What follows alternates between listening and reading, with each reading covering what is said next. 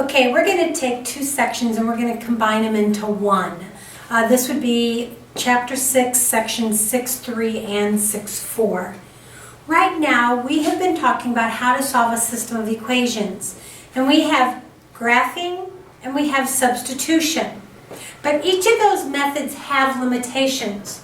With graphing, how accurate are you? Are you using a graphing calculator? How sharp is your pencil?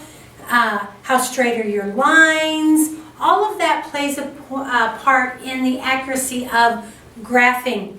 The other thing that plays a part in graphing is, are the coordinates of the ordered pair integers or are they fractions?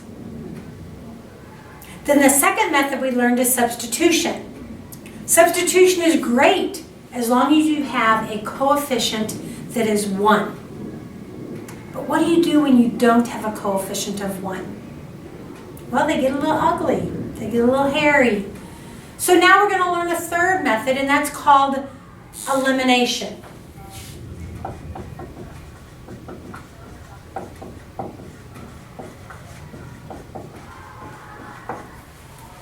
With the elimination method, you're going to use a little adding and subtracting, and you're going to use a little multiplication and a little division to solve the system of equations.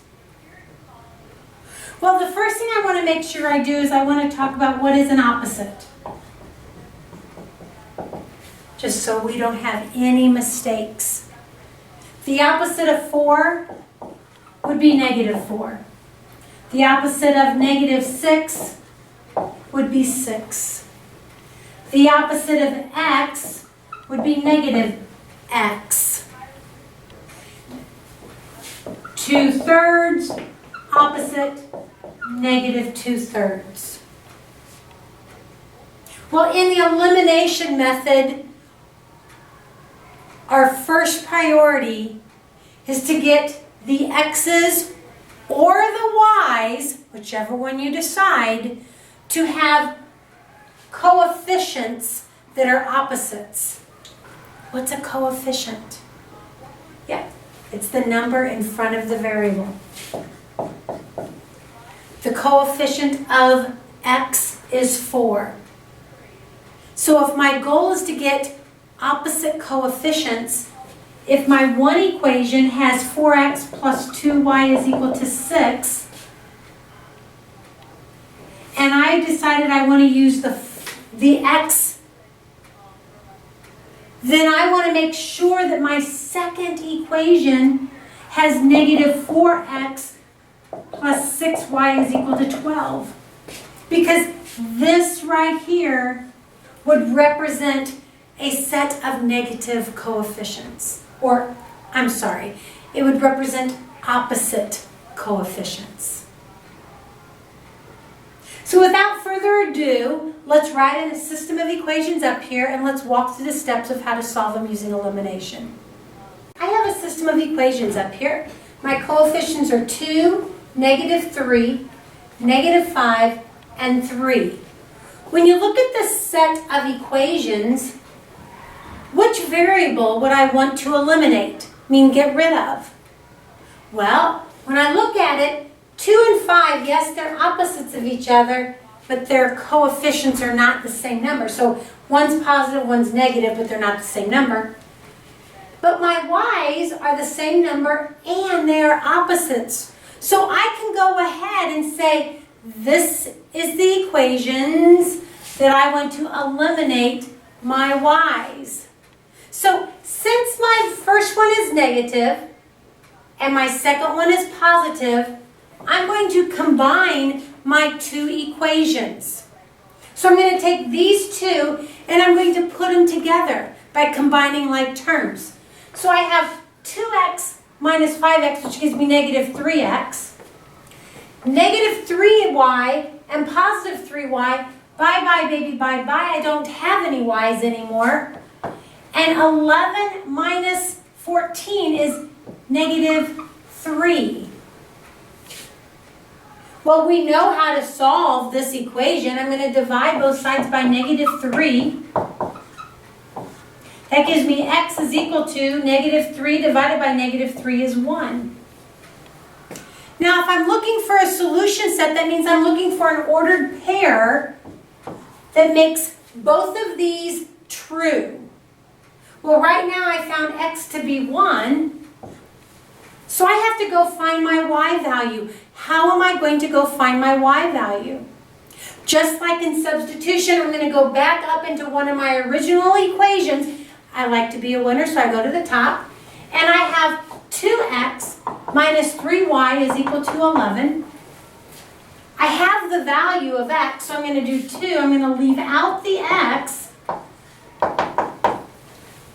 I'm going to put in my value that I found, which is 1. And I'm going to solve for my other variable. 2 times 1 is 2.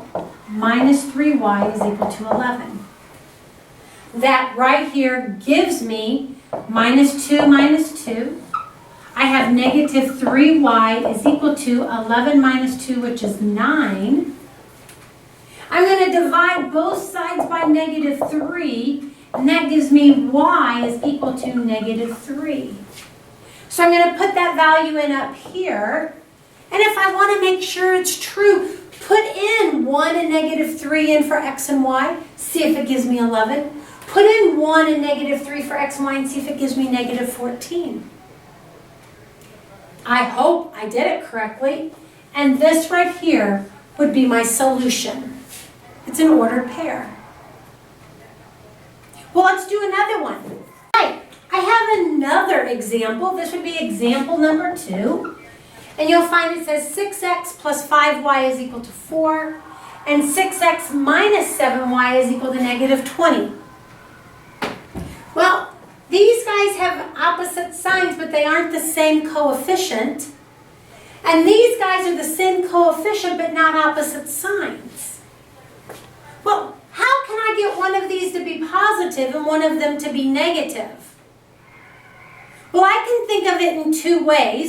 I can either say I'm going to take the first equation minus the second equation, which means that everything becomes the opposites of that one.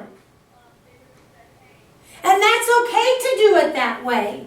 You just need to make sure 6 minus 6 is 0. Positive 5 minus a -7 is 12. And 4 minus a -20 is 24. So if you use the book's method, then really what I did is I took the first one minus the second one and made 2 equations into 1. All right, that's great. But because I'm a careless person, I like to show what I do. So I'm going to choose to go through here because I don't like negatives anyway. So I'm going to multiply. This is legal. It is legal. I'm not changing its value. I'm just changing what it looks like.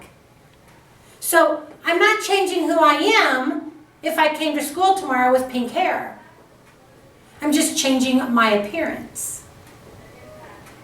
So I'm going to multiply through here by -1. So when I do that, -1 times 6x is -6x. -1 times -7y is positive 7y. And -1 times -20 is positive 20. So this is my second equation multiplied through by -1.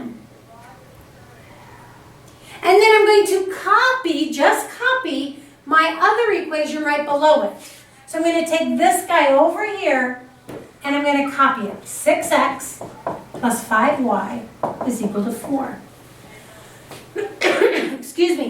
Now you'll see that I have opposite coefficients. So now I'm going to combine both equations. -6x and 6x, those drop out. 7y and 5y give me 12y. And 20 plus 4 is 24. I divide both sides by 12. And that gives me y is equal to 2. Now that is the y part of my ordered pair. So now I have to take this y part, go into one of my original equations, and solve for my other variable. So I'm going to go ahead, I'm going to take the top because I'm a winner, and I am. 6x plus 5y is equal to 4. If I don't think I'm a winner, who will? And I found the value of y, so I have 6x plus 5, leave out my y, is equal to 4. And then I'm going to go get that y value and I'm going to put it in here. Now I'm going to solve this simple equation. 6x plus 10 is equal to 4. Subtract 10 from both sides. Gives me 6x. Those are gone. Equals negative 6. Divide through by the coefficient, which is 6. And that gives me x is equal to negative 1. So my x value of that ordered pair is negative 1, and then the 2 for the y. Well, we did one where they were both already opposites. And then my second example was the same coefficient but not opposites. So now let's go and do the third and final example, which they're not opposites and they're not the same. So this will be example 3. All right, up here on the board is example 3. Again, they say solve the system, which means, well, I want to solve it by elimination, and elimination says that I need my coefficients to be opposites of each other. Well, when I look at this, I have a 4 and a 5. Those aren't even the same number, and they're both positive. And I have a negative 1 and a positive 2, and those aren't even the same number.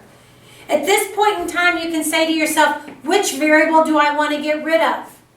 Now, I'm going to be very, very honest with you. One of the variables is easiest to eliminate, but if you don't choose it, that's no big deal. You're just going to have a little bit of harder numbers to work with, but go ahead. So I'm going to pretend that I don't see the easy one, and I'm going to go ahead and say, okay, which variable do I want to get rid of? Well, I have to be honest with you. I like to get rid of x. That's not the easiest in this case, but I want to show you how hard it can get, which isn't very hard. So if I want to get rid of my x's, I need my 4 and my 5 to be transformed into other numbers that don't change the value of the equations, but change the appearance. So at this point in time, my question is, what number does 4